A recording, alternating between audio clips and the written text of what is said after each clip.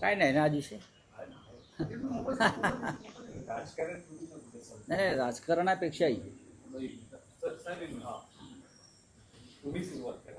राजकारण तर आहेच, पण ज्या महाराष्ट्र राज्याच्या निर्मितीमुळे आपण राजकारण करतो आहोत,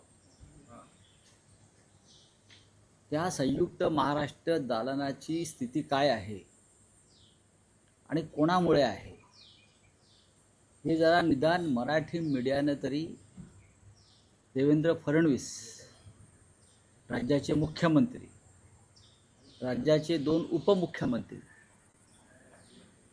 महापालिकेच्या आयुक्त अश्विनी भिडे, मुंबईच्या महापौर ऋतू तावडे यांना तुमच्या माध्यमातून तरी दिसू द्या.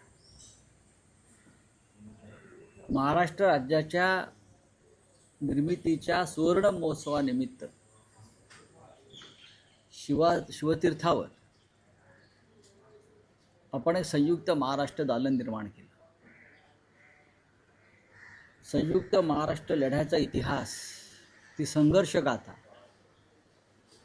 पुढल्या पिढीपर्यंत पोहोचावी आणि त्यातून सातत्यानं मराठी माणसाला प्रेरणा मिळत राहावी, यासाठी उद्धव ठाकरे यांच्या संकल्पनेतून संयुक्त महाराष्ट्र दालनाची निर्मिती झाली. आणि त्या संयुक्त महाराष्ट्र दालनाचं उद्घाटन त्यावेळेला हिंदुहृदय सम्राट शिवसेना प्रमुख बाळासाहेब ठाकरे यांनी केलं. तेव्हा एकसंघ शिवसेनेचे सर्व नेते एकनाथ शिंदेसह तिथे उपस्थित होते. 4.5 वर्षाच्या प्रशासनाच्या कारकिर्दीत, म्हणजे भारतीय जनता पक्षाच्या कारकिर्दीत, प्रशासकीय काळ हा भारतीय जनता पक्षाच्या नेतृत्वाचा काळ होता. ते दालन, संयुक्त महाराष्ट्राचं दालन पूर्णपणे दुर्लक्षित झालं, सडलं, तुटलं. आतल्या बहुमोल कलाकृती नष्ट झाल्या किंवा त्याला वाळवी लागली, भिंती सडल्या, छत तुटली त्याची. आणि प्रशासनाला, राज्याच्या तेव्हाच्या मुख्यमंत्र्यांना या सगळ्या संयुक्त दालनाच्या प्रकल्पाची दखल घ्यावी असं वाटलं नाही. हे आमच्या 106 हुतात्म्यांचं दुर्दैव म्हणायला पाहिजे. मराठी माणसासाठी शिवसेना काय करते? शिवसेनेने बरंच काही केलं, त्यातलं दालनसुद्धा आहे. संयुक्त इतिहास निर्माण केला, इतिहास टिकवायचा प्रयत्न केला. पण तुमच्या काळामध्ये हा इतिहास सडवण्याचा प्रयत्न झाला. काल तिथे विरोधी पक्षनेत्या किशोरीताई पेडणेकर गेल्या आणि त्यांनी ते दाखवण्याचा प्रयत्न केला की काय अवस्था आहे. त्यानंतर तरी महापालिकेला जाग आली आहे का? मुख्यमंत्र्यांना जाग आली आहे का? मुख्यमंत्री, त्यांचं मंत्रिमंडळ हे इकडे तिकडे फिरत असतं, अनेक प्रकल्पांवर घोषणा करत असते, पण एकदा तरी संयुक्त महाराष्ट्र दालनाची अवस्था स्वतः जाऊन पाहावी आणि त्या संयुक्त महाराष्ट्र दालनाला पुन्हा ऊर्जिता अवस्था द्यावी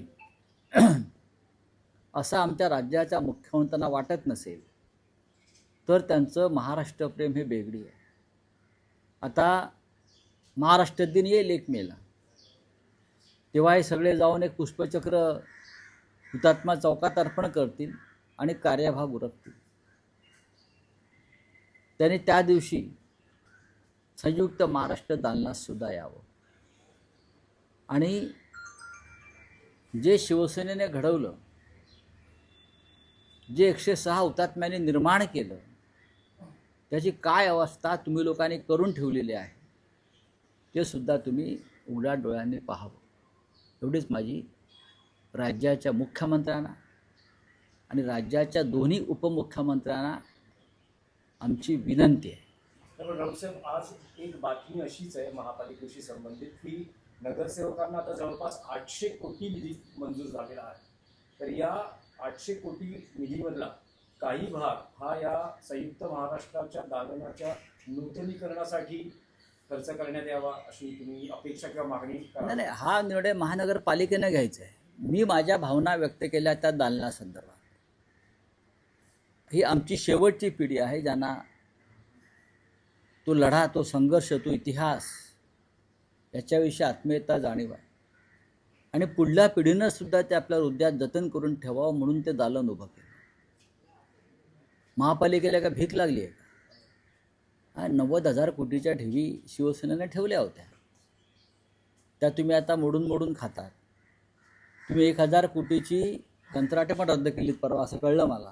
म्हणजे त्याच्यात तुम्ही 25% पैसे खाल्लेलेच आहेत. पण हे सगळे खाबुगिरी सुरू असताना कुणालाही संयुक्त महाराष्ट्र दालनाचा विचार करावासा वाटला नाही आणि विसरच पडला. कशाकरता जय महाराष्ट्र म्हणतात? या राज्यकर्त्यांना जय महाराष्ट्र म्हणण्याचा अधिकारच नाही.